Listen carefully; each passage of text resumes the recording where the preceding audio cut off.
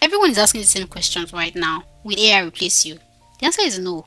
But someone using AI more effectively will definitely replace you. Now, what AI is actually replacing is that it's cutting down the time that was used to do various tasks into small amount of time. 3 hours of tasks that used to be done before is now 10 minutes. So what it's doing is replacing all the boring stuff, all the technical stuff. But what it can never replace is your voice, your speech, the way you talk to your camera, the way you speak with your client, the way people that watch you, the trust you built with them.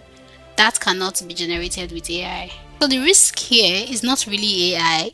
The risk is you watching everyone trying to figure it out why you are not. The question you should be asking yourself is, are you ready to learn, or are you just waiting for it to go away and go back to the way it used to be? Ready to learn about how to use AI tools and possibly integrate it into your brand or your skill. I created a playlist where I drop daily updates as to what you can do with some AI tools that I've tested out already. So you can just subscribe so that whenever I update the playlist, you get to know about it and benefit from it.